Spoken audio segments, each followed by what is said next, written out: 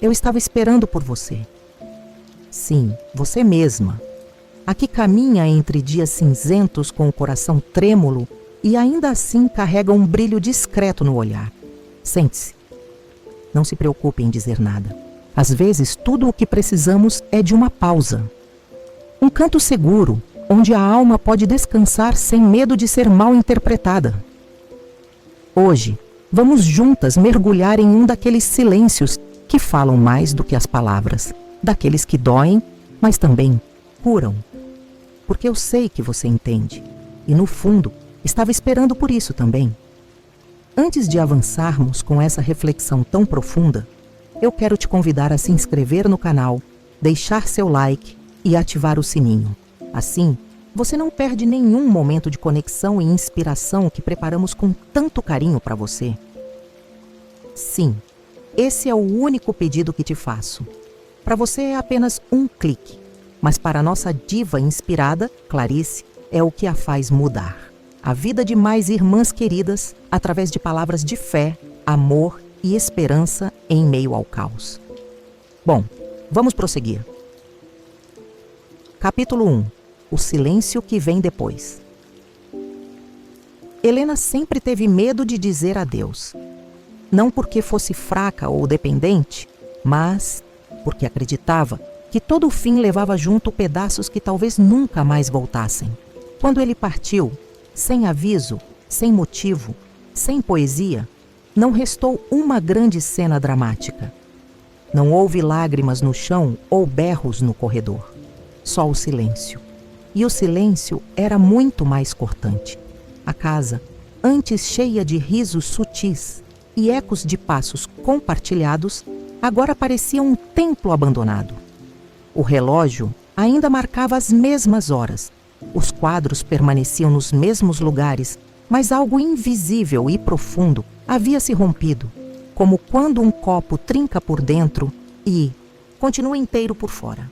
Helena sentia que ela mesma era esse copo, aparentemente intacta, mas com rachaduras que a faziam vazar por dentro. Ela começou a ouvir demais.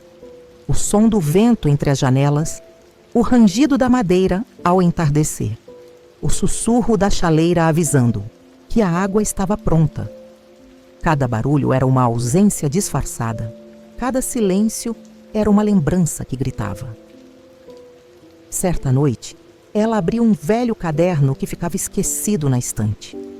Suas mãos tremiam, como se aquele objeto pudesse de repente libertar os sentimentos que ela tanto tentava manter trancado. Começou a escrever. Não para ele, não para ninguém. Escrevia para o vazio e o vazio respondia: hoje a cama parece maior, ou talvez seja a minha solidão que está crescendo demais. O espaço que você deixou parece ter vida própria. E esse silêncio, esse maldito silêncio é o que mais dói, porque ele me responde todas as perguntas que você nunca teve coragem de encarar. Helena escreveu até que os olhos pesassem. Cada palavra era como um alívio e uma ferida ao mesmo tempo, como se ela se reconstruísse aos pedaços, ainda que sem pressa. Porque há dores que não querem ser curadas depressa, querem ser sentidas, respeitadas. O luto do amor, às vezes, é o que nos devolve a nós mesmas. Na manhã seguinte, ao abrir a janela, ela percebeu que o céu ainda era azul e o mundo ainda girava. Mas algo nela havia mudado.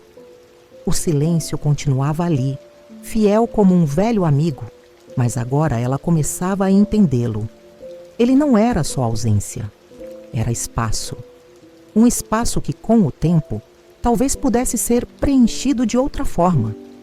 Não com outro amor, mas com algo ainda mais raro, a paz de estar consigo mesma. Capítulo 2. As palavras que nunca foram ditas. Algumas palavras, quando não ditas, criam raízes dentro da gente. Não morrem, não somem, apenas se aprofundam silenciosas, ocupando espaços que um dia foram de esperança.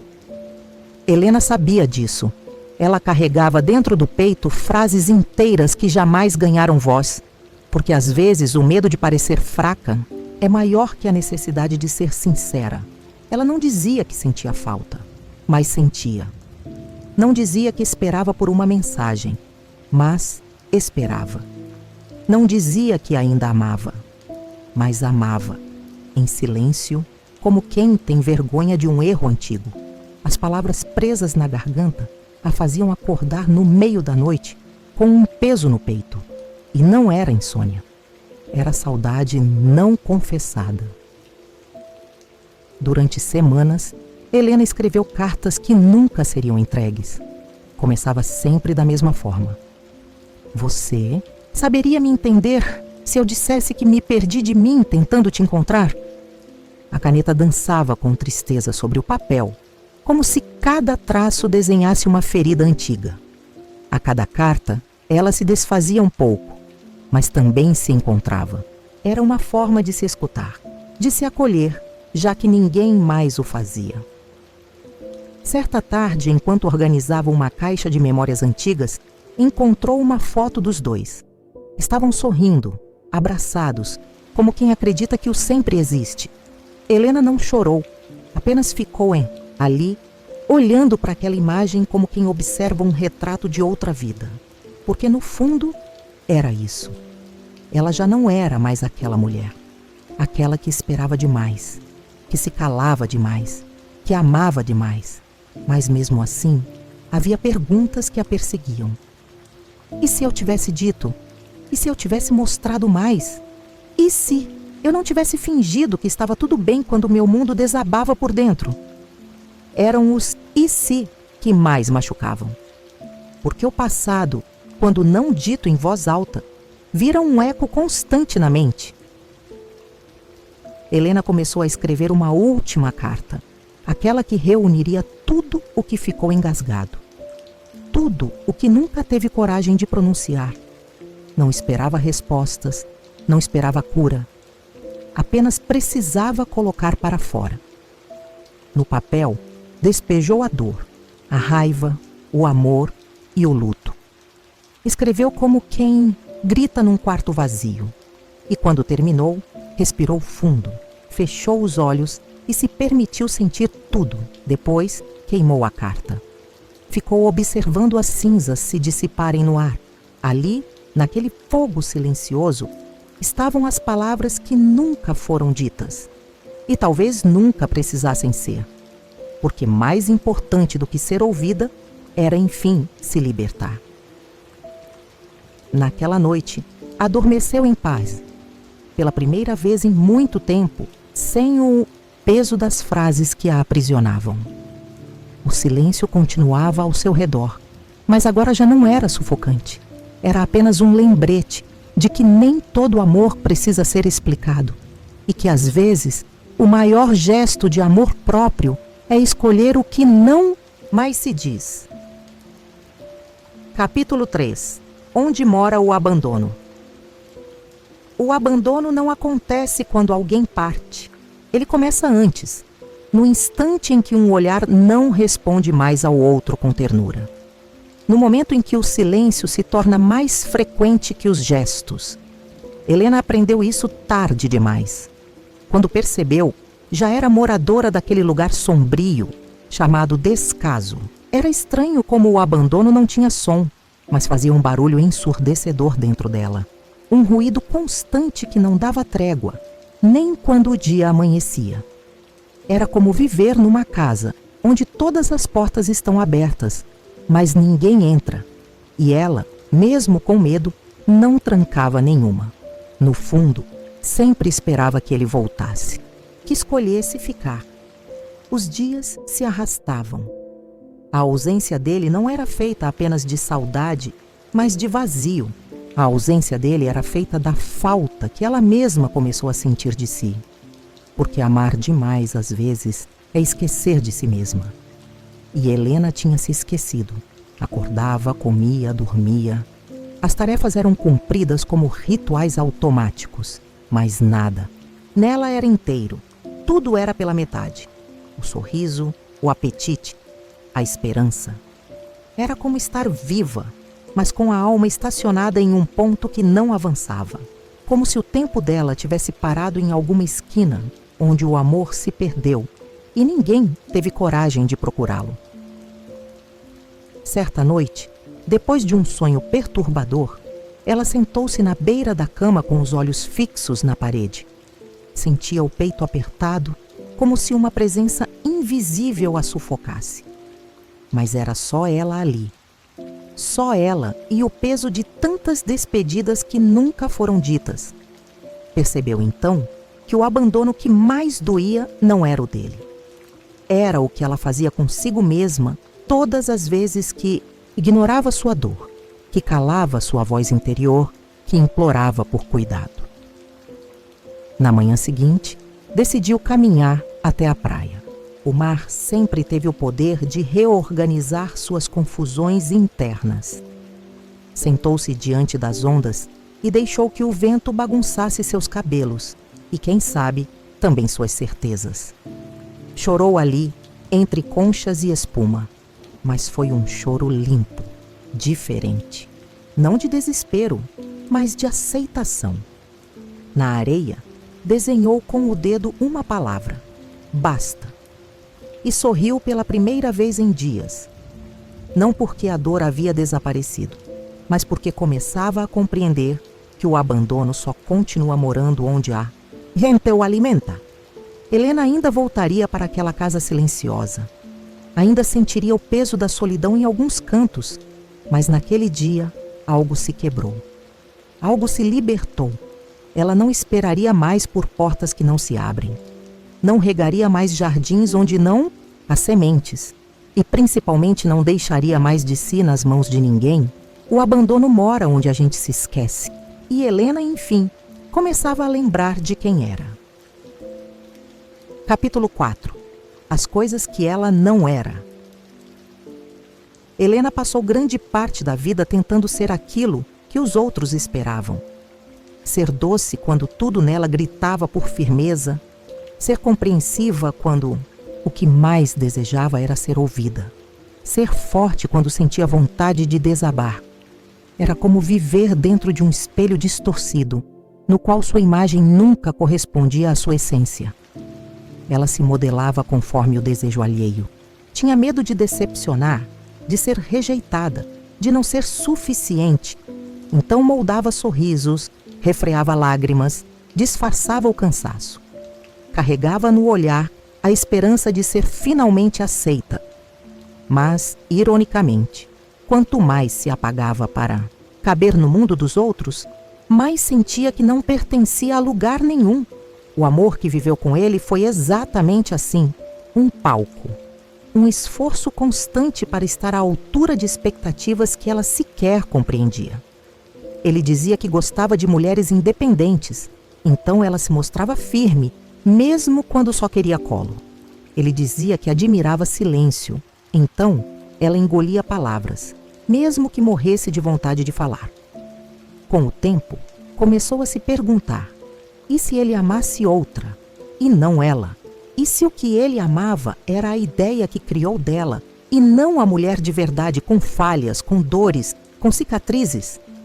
A resposta doía, mas era clara. Ele nunca a viu. Apenas projetou nela o reflexo dos próprios desejos. E ela, tentando agradar, desapareceu.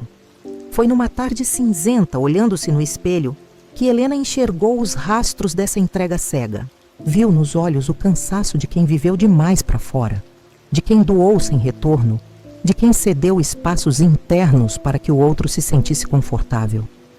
E nesse mesmo instante, algo mudou. Ela pegou um caderno e escreveu: hoje, deixo de ser o que não sou. Hoje, abandono as máscaras. Hoje, me reencontro com aquilo que me habita e que venho sufocando em nome de amores que nunca me escolheram de verdade. As palavras fluíram como um rio represado por anos. E cada frase era como um fio de ar entrando nos pulmões de uma mulher que pela primeira vez respirava fundo, sem pedir desculpas por existir, sem precisar se encolher. Naquela noite, preparou seu prato preferido, acendeu uma vela e jantou consigo mesma. Não como quem está solitária, mas como quem celebra um renascimento. Sentia que pela primeira vez não precisava ser outra para se sentir inteira. Helena não era perfeita, não era sempre calma, não era inabalável. E agora, tudo isso deixava de ser um problema. Porque amar a si mesma exigia, antes de tudo, coragem para reconhecer as próprias sombras e ainda assim permanecer. As coisas que ela não era, enfim, não lhe pertenciam mais. E isso, curiosamente, a fazia se sentir mais viva do que nunca. Capítulo 5. Quando a solidão grita. A solidão tem voz, mas não é uma voz qualquer. É um sussurro que se instala nos cantos da casa, nas pausas entre as músicas, no intervalo entre uma risada antiga e o silêncio que se segue. Para Helena, ela gritava alto, mesmo quando todos achavam que sua vida seguia serena. Era nos detalhes que a solidão se revelava. No café que esfriava na xícara esquecida. No livro aberto na mesma página há dias. Na cama arrumada apenas de um lado. Nas mensagens que não chegavam. Era como se o mundo tivesse se distanciado dela um passo de cada vez. E agora ela habitava uma espécie de deserto emocional. Helena não era do tipo que buscava multidões. Gostava da companhia do próprio silêncio, das conversas demoradas com o vento e das confidências com o céu noturno. Mas havia uma diferença gritante entre estar só e sentir-se sozinha.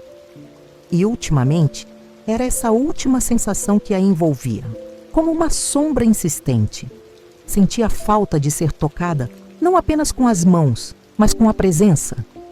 De ser olhada com olhos que a vissem de verdade. De ouvir seu nome dito com carinho e intenção. A ausência dessas pequenas coisas se tornava um buraco dentro do peito, um eco constante de um afeto que não chegava. Certa madrugada, sentada no chão frio da sala, ela encarou seu reflexo na janela escura. Perguntou a si mesma se estava errada por desejar tanto, por sentir demais, por esperar profundidade num mundo de relações rasas. Mas antes que o julgamento viesse, uma lágrima caiu. E com ela, a permissão para sentir. A solidão não era castigo, percebeu. Era um alerta. Um lembrete de que algo dentro dela implorava por atenção. Talvez fosse sua alma, exausta de fingir plenitude. Ou seu coração, cansado de ser moldado às ausências dos outros. Aquela dor era, na verdade, um chamado. Volte para esse ponto, e foi o que ela começou a fazer. Lentamente, com cuidado, reaprendeu a se escutar, a se acolher, a ser presença para si mesma. Começou a escrever cartas que nunca enviaria, dançar sozinha na sala, preparar jantares apenas para celebrar sua existência. Não para negar a solidão, mas para abraçá-la, porque no fundo, a solidão gritava não para machucar, mas para acordar. Era um pedido de socorro vindo de dentro. E quando Helena decidiu escutar, algo se transformou. O grito virou canção. A ausência virou descoberta. E o que antes doía, agora ensinava. Naquela madrugada, ao se deitar, não sentiu mais medo do silêncio, porque havia ali uma nova companhia. Ela mesma, inteira, desperta e presente. A solidão continuava assim, mas já não era uma inimiga. Era parte do caminho de volta para casa. Capítulo 6. Cartas que ela nunca enviou. Helena descobriu que havia palavras que moravam nela, mas que nunca encontrariam morada nos ouvidos do outro. Havia verdades que doíam só de pensar em serem ditas, então ela decidiu escrevê-las. Não para ele, não para qualquer destinatário, mas para si. Para libertar o que pesava no peito. Comprou um caderno de capa escura e passou a preenchê-lo com confissões silenciosas. A cada noite, uma nova carta. Às vezes escrita entre lágrimas, outras vezes com um sorriso triste no canto dos lábios. Cartas que não buscavam resposta. Cartas que não pediam desculpas. Apenas queriam existir. Na primeira escreveu: Você nunca soube a mulher que tinha diante de si. Olhava, mas não via. Tocava, mas não sentia. E eu, tola, achava que se eu amasse mais, você aprenderia a me amar também. Era como se, ao escrever, ela pudesse se reencontrar com fragmentos perdidos de si mesma. Cada frase era um espelho. Cada desabafo, um fio de liberdade. Não eram textos bonitos. Eram verdadeiros. Eram cruéis às vezes, mas sempre fiéis ao que ela sentia. Escreveu sobre a noite em que ele foi embora, sem dizer adeus. Sobre o dia em que esperou por uma mensagem que nunca chegou. Sobre o silêncio que se arrastava como um fantasma pelos corredores da casa. Escreveu também sobre as vezes em que riu de nervoso para não chorar. Sobre a raiva que sentiu por ter se apagado, em nome de um amor que nunca acendeu de verdade. Mas havia também cartas de ternura. Não para ele, mas para ela. Pequenas notas de amor próprio. Você sobreviveu, e isso já é força demais. Ou, não é covardia deixar de esperar por quem nunca vem, é coragem. Helena percebeu que, nas cartas que nunca enviaria, estava a versão mais sincera de si mesma. Aquela que não precisava medir palavras, nem se encaixar em moldes. Era ali que sua alma respirava, longe do julgamento, livre da expectativa. Havia dias em que relia tudo e chorava. Chorava pela mulher que suportou demais, pela menina que esperava finais felizes, pela adulta que aprendeu a viver com faltas. Mas também chorava de alívio, porque havia algo de sagrado naquele ritual de escrever. Era como costurar, com palavras, os pedaços da alma que um dia foram rasgados. Nunca pensou em queimar as cartas. Elas não eram para serem destruídas, mas sim guardadas como relíquias de um tempo em que ela reaprendeu a se amar. E, de alguma forma, aquelas cartas silenciosas a preparavam para o dia em que finalmente escreveria a carta mais importante. Aquela que não seria para ele, mas para a mulher que ela se tornava. Uma mulher inteira, que já não precisava de respostas para seguir em frente. Capítulo 7. O dia em que ela não esperou mais. Há dias que não começam com o sol, mas com um estalo interno, um basta, um hoje não mais. Foi assim que aquele dia nasceu para Helena. Não havia data marcada, nem presságio, nem conselho. Apenas uma clareza tão profunda que parecia ter vindo de todas as mulheres antes dela, que também decidiram não esperar mais. Ela acordou diferente, não mais leve, mas decidida. O travesseiro ainda guardava os traços da noite anterior, os olhos ainda ardiam, mas o coração pulsava com um novo ritmo, um compasso sem o nome dele. Por tanto tempo, Helena foi feita de esperas. Esperou a mudança dele, o reconhecimento, o pedido de desculpas, a mensagem que explicasse o abandono.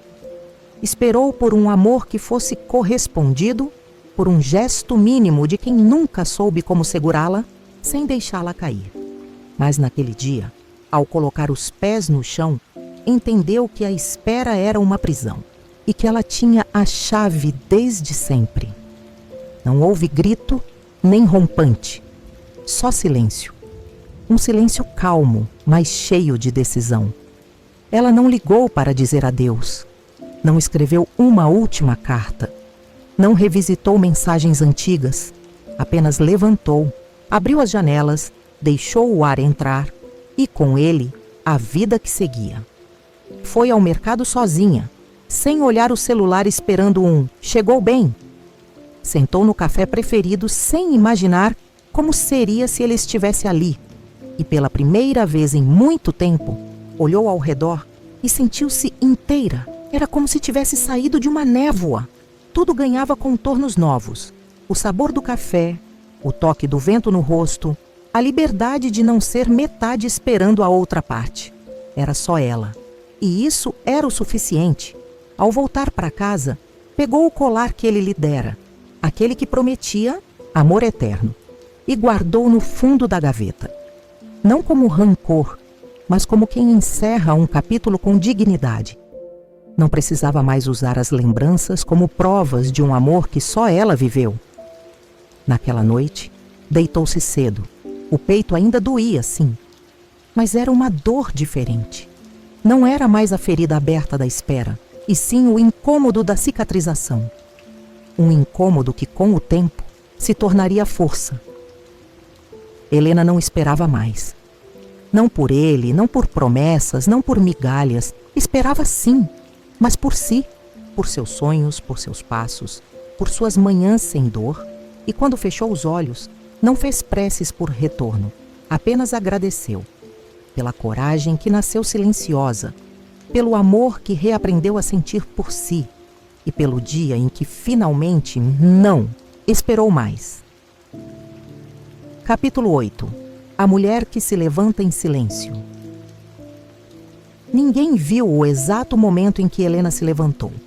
Foi um gesto íntimo, quase invisível, mas carregado de uma força que só quem já esteve no fundo do abismo é capaz de entender. Ela se ergueu não com barulho, mas com propósito. Não houve testemunhas, mas foi ainda assim um acontecimento. Era manhã. O espelho devolvia o reflexo de uma mulher que não se reconhecia mais pelas dores, mas pela serenidade. O rosto cansado já não pedia piedade, e sim respeito.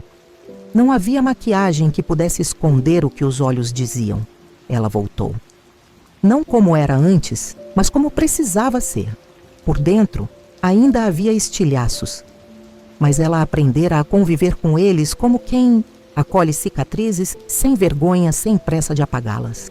Porque cada marca contava uma parte da travessia. Cada falha do coração, uma aula sobre limites. Cada ausência, uma lição sobre presença. A mulher que se levantava agora não buscava a plateia. Ela se bastava. Não precisava anunciar vitórias, nem provar superações. Seu silêncio era mais eloquente do que qualquer discurso, porque o que muda de verdade não precisa ser explicado. Transparece. Ela voltou a cuidar das plantas, a preparar o próprio café, a colocar a música que gostava, sem medo de julgamentos. Aos poucos, os espaços que antes gritavam a ausência dele foram sendo preenchidos por presenças novas. A dela consigo mesma. Começou a andar de novo por lugares que evitava. Lugares que guardavam lembranças, mas que também podiam guardar recomeços. Um banco no parque deixou de ser cenário de despedida e passou a ser um ponto de contemplação. A antiga livraria, onde se perderam em promessas, agora era abrigo para novos encontros, com livros, com histórias, com ela. E no silêncio das manhãs, nas pausas do dia, algo nela florescia. Não era euforia, era calma. Uma calma densa, madura. A paz de quem já não implora por amor, mas cultiva o próprio.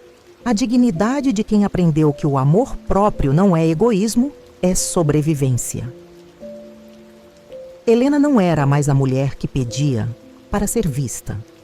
Ela era a mulher que se via, que se escolhia, que se levantava em silêncio, mas deixava um eco de força por onde passava. Uma força que não precisava ser notada por todos, apenas sentida por ela. E ao final daquele dia, antes de dormir, ela olhou para o céu da janela e sorriu. Não esperava promessas do universo, nem sinais. Apenas agradeceu por ter ficado de pé, por ter continuado, por ter descoberto que a verdadeira revolução acontece no mais profundo silêncio, porque algumas mulheres gritam, outras choram. Mas há aquelas, como Helena, que apenas se levantam e transformam tudo ao redor, sem precisar dizer uma palavra. Capítulo 9. Quando ela escolheu não voltar. Há decisões que parecem simples aos olhos dos outros, mas são abismos íntimos atravessados a pé. Helena sabia disso quando, diante daquela mensagem inesperada, o coração hesitou.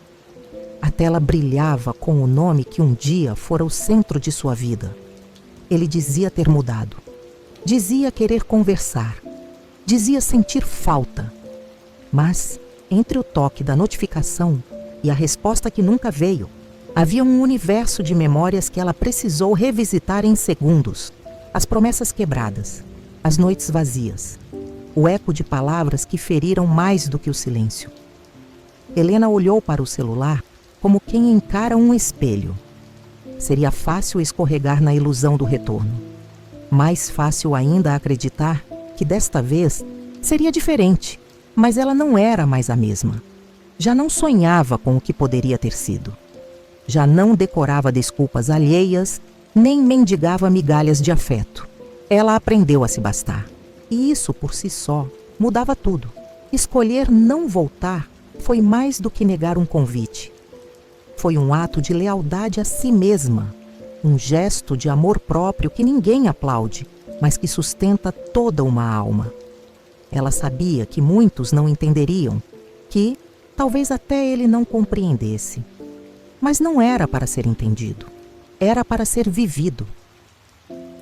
Naquela noite, ela preparou um chá, sentou-se na varanda, respirou fundo e, em vez de digitar uma resposta, ela desligou o celular. Não como fuga, mas como liberdade.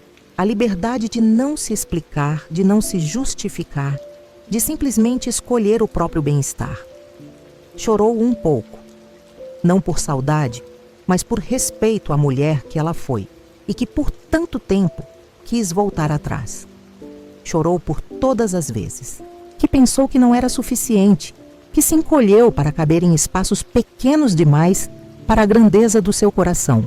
E então sorriu, porque ali, no silêncio da própria escolha, ela entendeu que o amor verdadeiro começa quando a gente para de implorar pelo amor dos outros e começa a se tratar com a dignidade que sempre mereceu. Na manhã seguinte, ao cruzar a rua a caminho do trabalho, sentiu-se mais leve. Não porque ele não existia mais em sua memória, mas porque ela finalmente o havia deixado no passado, o único lugar onde ele pertencia. Escolher não voltar foi, talvez, a decisão mais difícil de sua jornada, mas também a mais bonita, porque foi ali que ela se deu a mão, se resgatou, se priorizou. E pela primeira vez não era sobre ele, era sobre ela, sobre o caminho novo que começava, sem velhos atalhos, sem retornos enganosos. Era sobre caminhar inteira, sem olhar para trás, porque quando uma mulher escolhe não voltar, ela não apenas segue em frente, ela se reconstrói, em cada passo, em cada silêncio, em cada recomeço que carrega seu próprio nome. Capítulo 10. O amor que ela encontrou em Sil. Amor que Helena buscava no mundo entre olhares e promessas, finalmente habitava nela mesma. Não era um amor ruidoso, feito de declarações efêmeras, mas uma chama silenciosa, que arde no peito sem que ninguém precise ver. Era um amor que floresceu nas sombras da solidão, entre as lágrimas que ninguém presenciou, nos pequenos gestos de cuidado que ela aprendeu a oferecer a si. Ela entendeu que amar não era depender, nem perder-se no outro. Amar era um reencontro, diário consigo mesma, um abraço interno que dissipa o vazio que antes a consumia. Era reconhecer sua própria essência, suas falhas, suas forças, e aceitar tudo com a ternura que a alma precisa para se curar. O espelho, antes um instrumento de cobranças, tornou-se um aliado. Cada cicatriz era um mapa de batalhas vencidas. Cada olhar refletido, uma reafirmação de quem ela era, além das dores e desamores. E naquele reconhecimento silencioso, encontrou liberdade. Helena aprendeu a escutar seu corpo, a entender seus silêncios e gritos. Não mais se culpava por sentir tristeza ou medo. Ao contrário, acolhia cada emoção como parte de sua humanidade. Essa aceitação a tornava mais forte, mais inteira. As noites que antes pareciam intermináveis, agora eram momentos de encontro consigo. Ela escrevia cartas que não precisava enviar, fazia planos que só ela conhecia. Cultivava sonhos que não precisavam ser validados por ninguém além dela mesma. E quando o mundo lhe oferecia olhares, não buscava neles a salvação, mas a confirmação da mulher que já se amava. Não havia pressa nem ansiedade, apenas paz. O amor que Helena encontrou em si não era perfeito, era verdadeiro, e isso bastava. Ao fechar esse capítulo, ela sabia que a vida continuaria a lhe apresentar desafios, mas agora, armada com o amor próprio, nada mais a derrubaria. Se essa história tocou seu coração, eu convido você a deixar seu like como um gesto de carinho, a compartilhar nos comentários o que sentiu ou aprendeu aqui, e a compartilhar essa mensagem com alguém que também precise ouvir palavras que confortam a alma. E claro, não se esqueça de se inscrever e ativar o sininho para seguir caminhando junto nessa jornada de autoconhecimento e amor próprio.